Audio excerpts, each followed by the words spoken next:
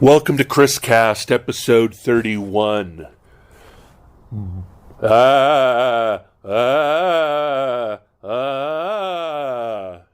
Is what all of my friends are saying to me about the elections on Tuesday.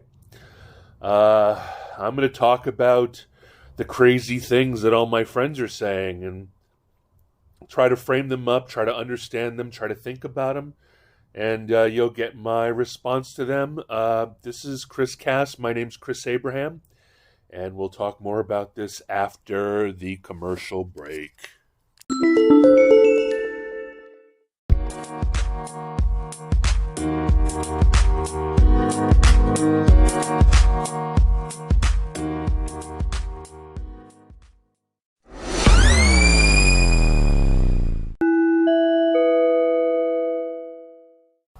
Welcome to ChrisCast, episode 31. Today it is 1st November 2020. And it is just a couple days away from the elections. And, you know, this isn't a proper election Tuesday. This is a floating, moving target, broad spectrum election. And if you go back to some earlier episodes, I think, what episode was it? I will look it up while we talk. You'll see that I believe that there's this thing called the Shy Trump vote. And that is episode number 26 on September 23, I think. Anyway, it is this theory that double secretly, people really like the way things are. They like a Western democracy. And by Western democracy, that's code for they secretly think that America is a Western European-based nation. And that is right now being defined as a white supremacist America. And that is basically defining America as a country that is based on the moral imperative of Western European Christian mores. Hey Google, what is the definition of more? Here's the definition of Murray, a mainly nocturnal eel-like predatory. So a moray is a nocturnal eel. Hey Google, what is the definition of more? Here's the definition of more, a greater or additional amount or degree of. Well, anyway, moray is a fancy French word for, if you will, standard, or I can't even look it up because Google's not even smart enough. Let's see. Define. I will make it more accent aigu. Let us see what that means. Oh, sorry, mores. Hey Google, what is the definition of social mores? According to Wikipedia, mores are social norms that are widely observed within a particular society or culture. Mores determine what is considered morally acceptable or unacceptable within any given culture. William Graham Sumner, an early U.S. sociologist, introduced both the terms mores and folkways into modern sociology. So, by that definition, we're talking norms and standards. And for whatever reason, it is exerting white blood cells against what it perceives as non-Western influence. And I believe that it's been defined in American culture that is not okay. It is not okay to say, I do not want to accept Spanish speaking into my America, or I do not want to need to self-edit my speaking or my humor or my beliefs or my morals and dogma based on, let's see, the LGBTQ community, a community that demands that you not assume a pronoun or a gender attribute, um, a, uh, a a more a social more that doesn't that means that everybody needs to really consider what they say before they say it because they will offend unintentionally. I'm not talking about hate speech where there's a huge intent upon offending. And a good example, which makes me cringe because I'm of that right age group, I'm a Gen X, is when an uncle or a mother calls a person an Oriental instead of an Asian. But I think that's because I grew up in Hawaii, and in Hawaii it's always we don't even call people Asians; we call them actual by their actual nationality or their uh, heredity or their whatnot. Anyway, and there's any number of other things, right? There's America does not officially have a an official language, So as far as I'm concerned, um, uh, Spanish is a language that I need to speak to someone in my neighborhood without a second thought. I would speak German or French to someone if they spoke French or German. I do not require someone to speak my language. But there are a lot of people who feel cornered in their in their own definition of what America is, and they feel like that's being taken away from them, but they also feel like it's dangerous to say anything about it, that there's a witch hunt going on against people uh, who are poorly who aren't woke, who are poorly versed in the current patois of American expression of what you are and aren't allowed to embrace. Um, and this is blowing back. I mean, I hate to say it, but I always describe the entire world in terms of the frog in the cold pan. And right now, in over the last, I think since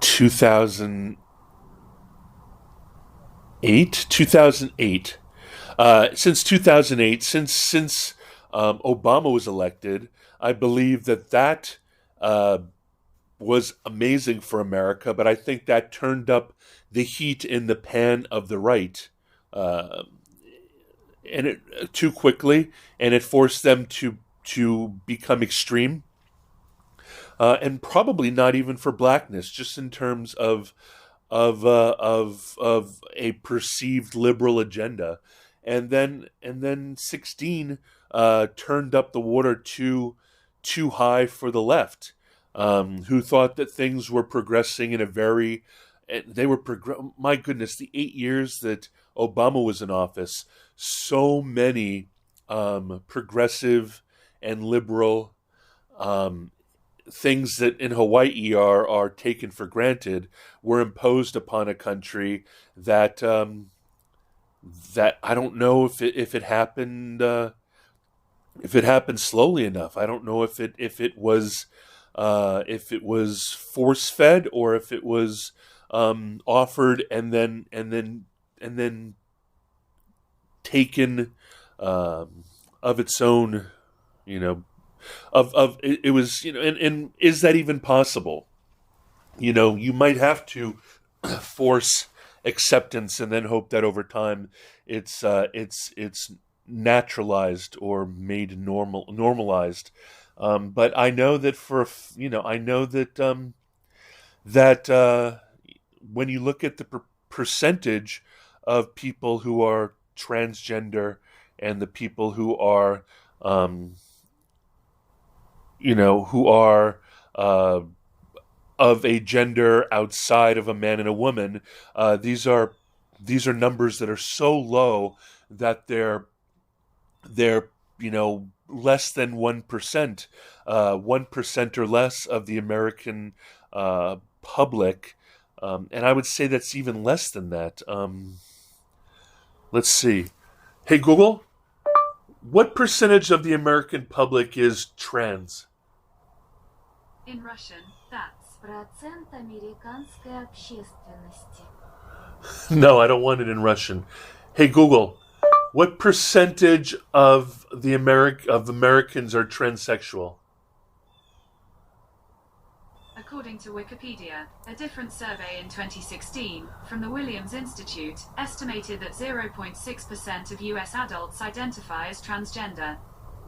So 0.6%, and then statistically 1.2 to 6.8% of the adult population identify as LGBTQ.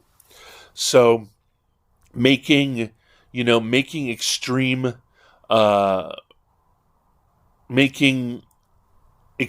making laws and statutes and hate crimes and standards and etc. Across the board through presidential declaration, it freaked a lot of people out. There are a lot of conservative people who still believe in a God. They still believe in Bible sins.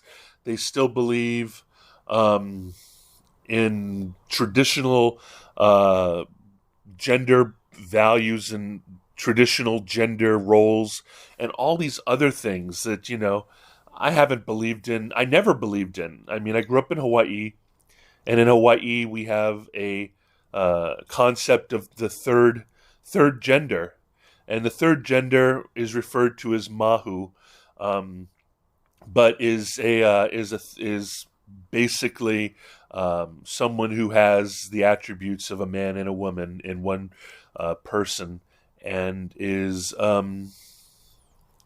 and is attributed to of having magical qualities or highly spiritual qualities, and mahu are very well, at least amongst more traditional Hawaiian and more traditional multi-generational Hawaiian residents. Mahus dressed as women, oftentimes in celebratory gowns, are featured members of parades in Hawaii. On palominos in beautiful dresses. It's not a cross-dressing thing. It's very literally a genetic man living the life as a beautiful woman. And growing up, I always noticed that the mahus in the society, I guess maybe to compensate for the fact that they were born as men in men's bodies. They weren't born as men, but they were born in men's bodies, tend to accentuate their feminine wiles more substantially than anybody I ever saw in Hawaii. Because, I think Hawaii, is a real beachy place and is a real active place. So Hawaii has more than its share of tomboys. And so, and wearing flip-flops. The joke is like, local girls don't know how to dress in heels, but mahus definitely do. So I think in response to all these quick changes, and I think that there's going to be a lot of people who are going to freak out, no matter what, right?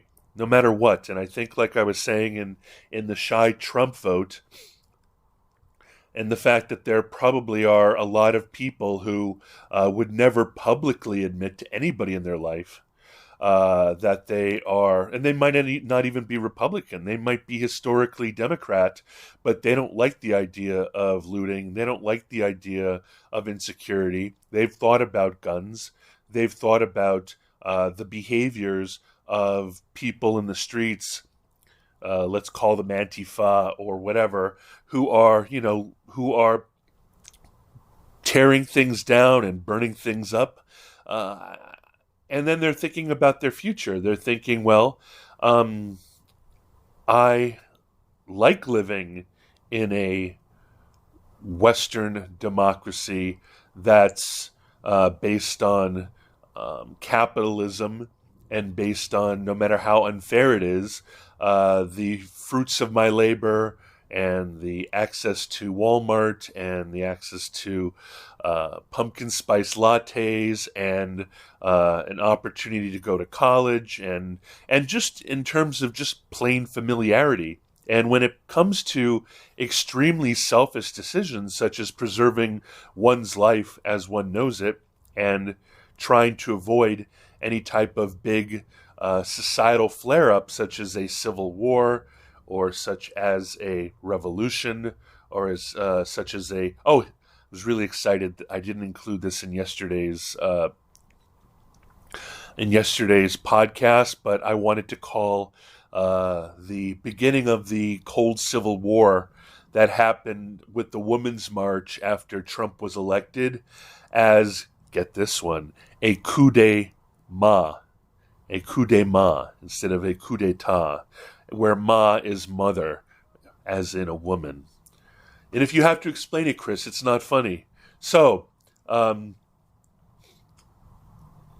going to be a lot of people who are going to virtue signal one way and are going to say, well, I do not want a new definition of family vis-a-vis Black Lives Matter's website, or a new definition of commerce vis-a-vis I am afraid that the future will be socialist or Marxist or communist, and that scares me because I've been trained to be afraid of commies or whatnot. So, and then let's take a break, okay?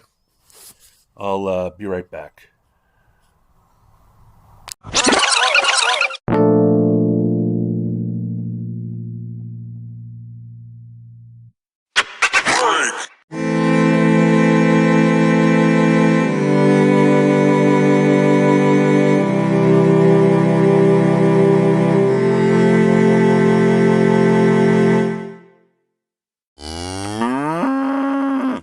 Welcome back to ChrisCast. My name's Chris Abraham. It's episode 31.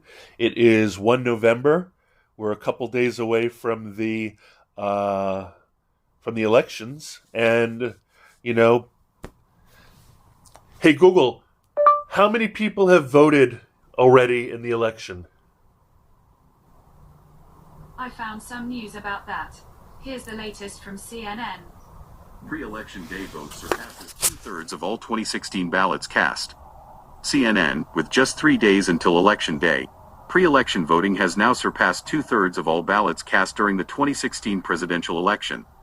More than 91.6 million Americans have voted so far, as a majority of states are reporting record early voting turnout in the 2020 election. While it's too soon to know how that record turnout will translate to Election Day, the massive early voting numbers suggest a high level of enthusiasm for voting this year, despite the obstacles of a pandemic. I sent that article and 2 others to your phone. Do you want me to read the first one? No. 91.6 million Americans have voted already. And so then people are voting every day now in most states, and they'll be voting through to the end of voting on Tuesday. And then because of various and sundry lawsuits, votes will be counted for days after. And historically speaking, based on what I've heard, and who knows how viable that is that Democrats tend to feel very comfortable voting by mail, and Republicans have been trained by Trump to not trust mail and only be willing to vote in person, and possibly only on the 3rd. So, and because of pre-voting and voting during the week, and voting absentee, and also voting by mail, those are going to break a lot of the barriers in terms of intimidation or any type of voter suppression, unless, of course, that's actively done with ballots that are mailed and all these other conspiracy theories. What I wanted to talk about today is I want to talk about how much everybody's freaking out. Like my one friend who's a national reporter moved to is spending the next year in Barbados, and I'm starting to see beautiful photos of him and his kids and his wife Allie. I'm seeing them tra-la-la in Barbados, and my friend is my other best friend is stationed in Kuwait, and he's telling me, be careful about what you're saying on your podcast.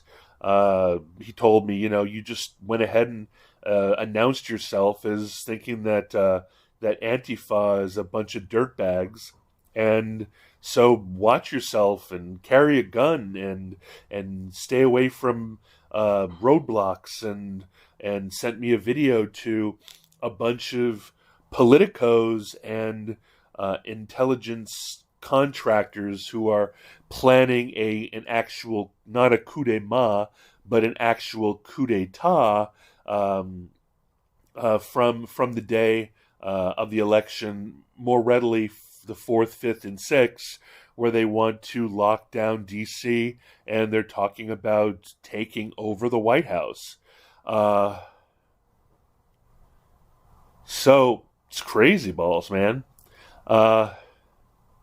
And my ex-girlfriend, my first girlfriend after college, Stephanie, she is contacting me from an undisclosed German-speaking country, because even though she's kept in touch with me for the last 25 years, she's always been very mysterious and cagey as to where in Australia she lived, or where in Europe she lives, or if she lives in Europe at all.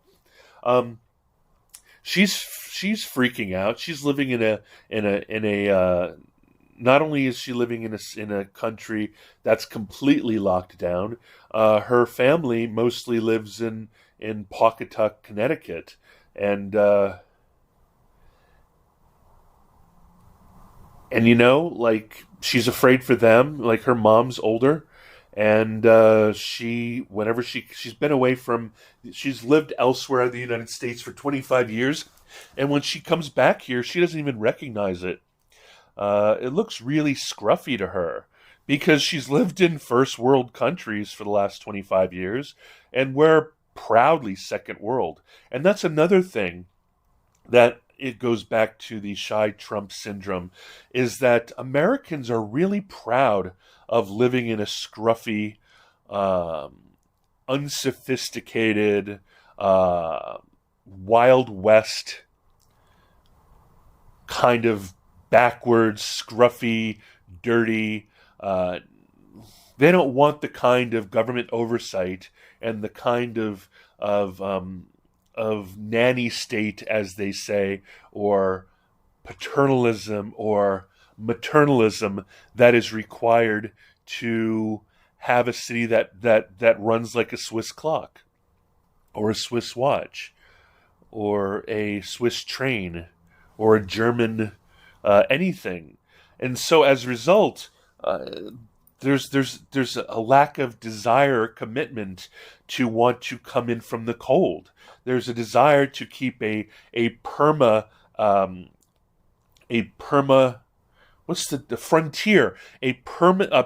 frontierism into the American way of life, where you can still carry a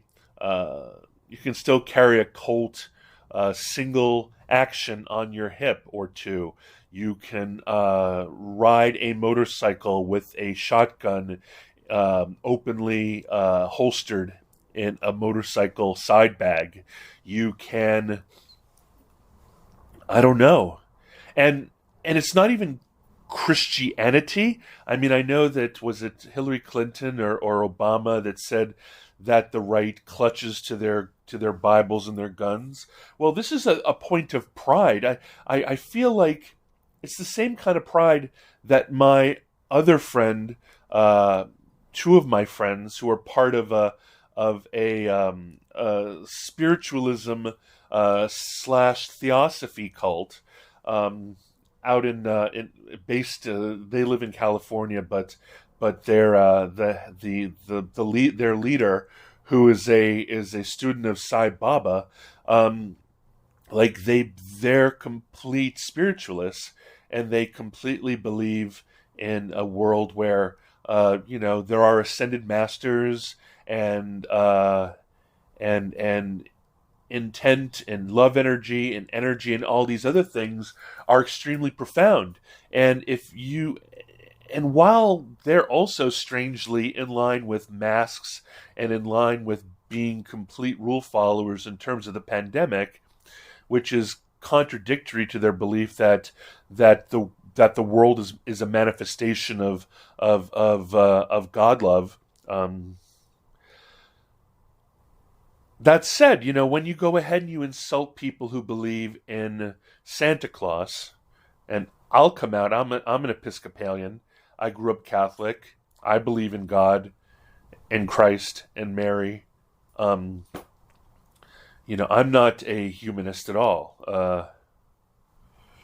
I would say that I'm closer to my crazy cult friends in California than I am necessarily into a science-based person who believes that any semblance of God or spirituality is a worship of Sky Daddy, or an adult stunted growth where you might have left Santa Claus behind, but you didn't leave Sky Santa, or Son of Sky Santa, or Mom of Sky Santa, or any of those people behind, like you should have done when you put away childish things.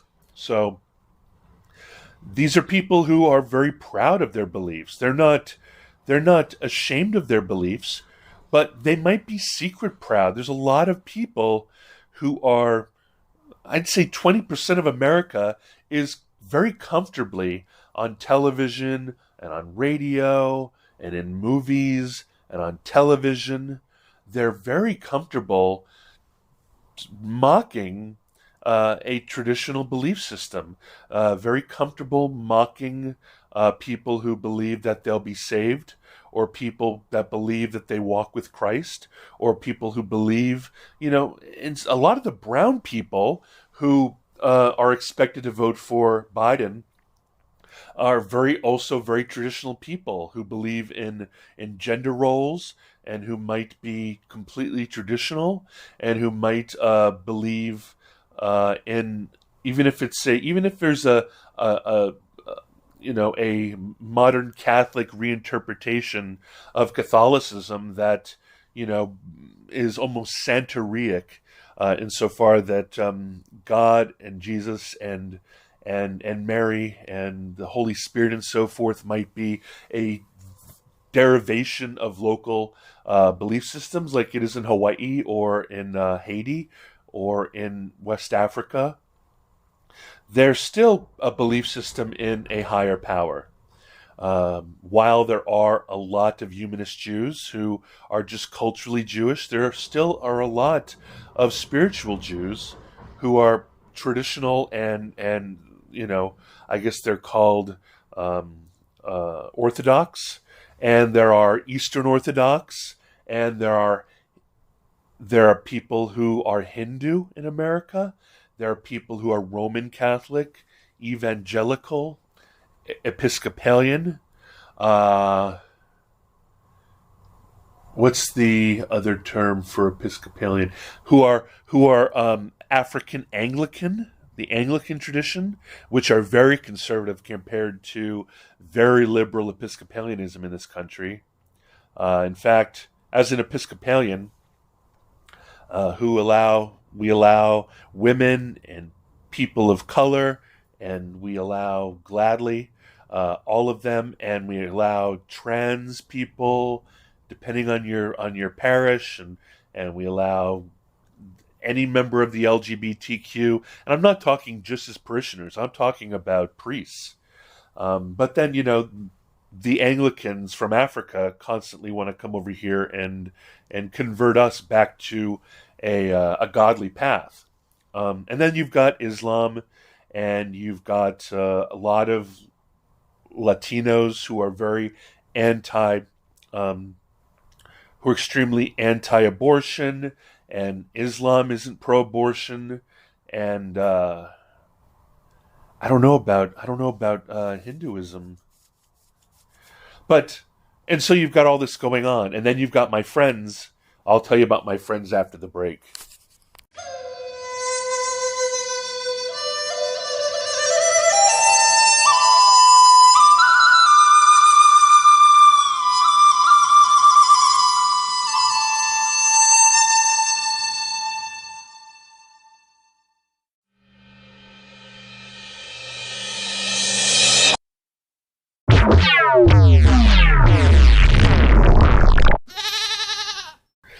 Hey, welcome back. Episode 31, ChrisCast.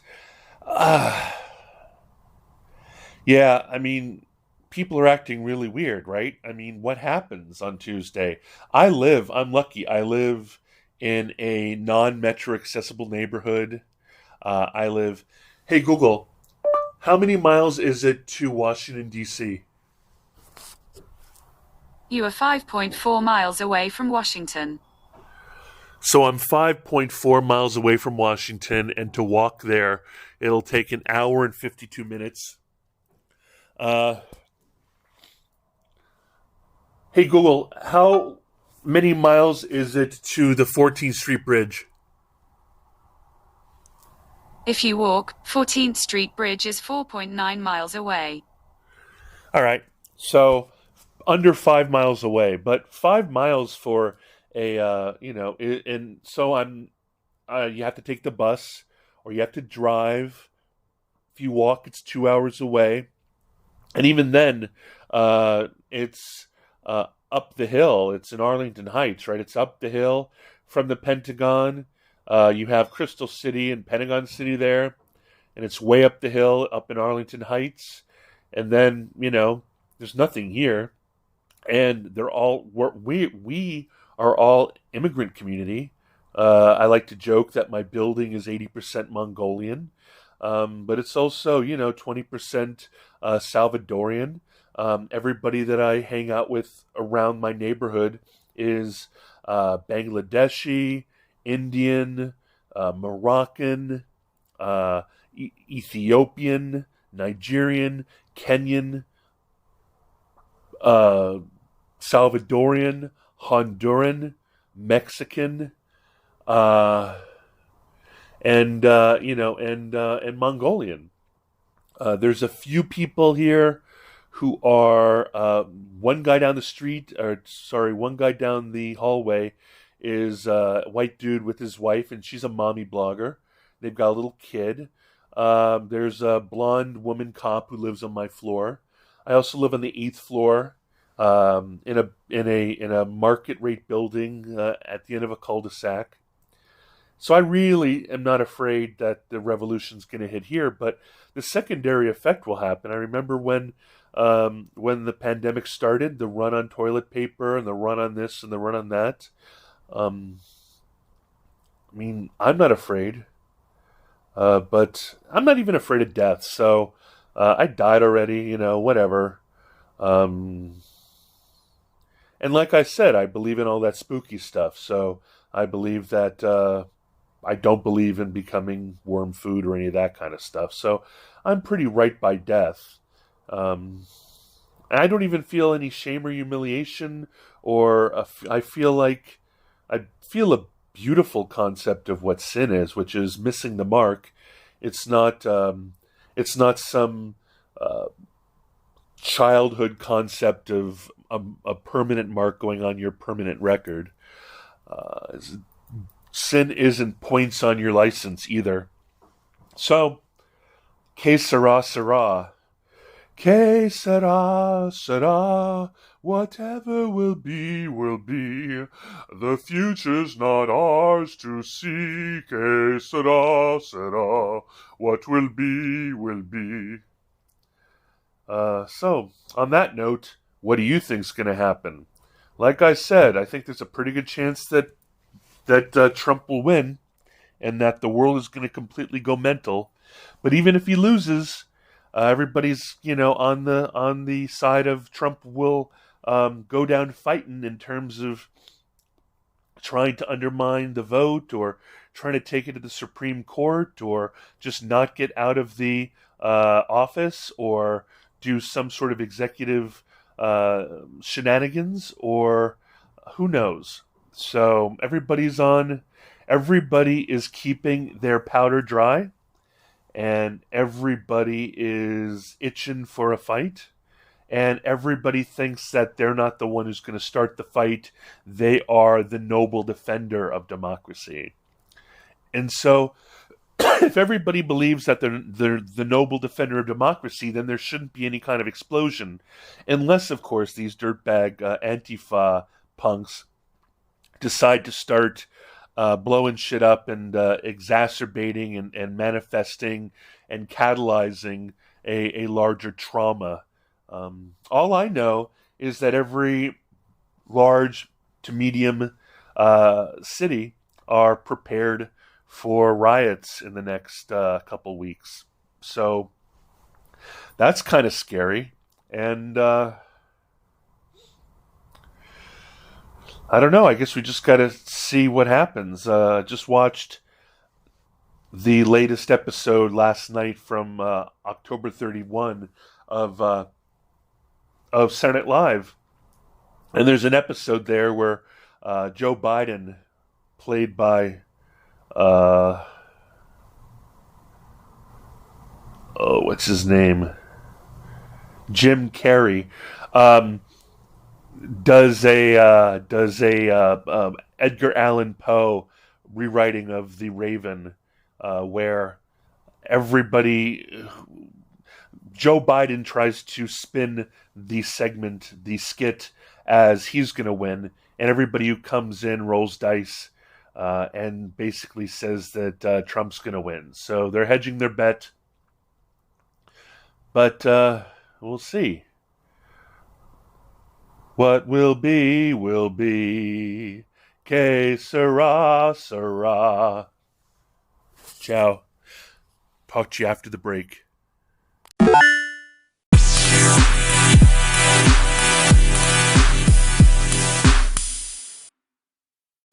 All right, everyone.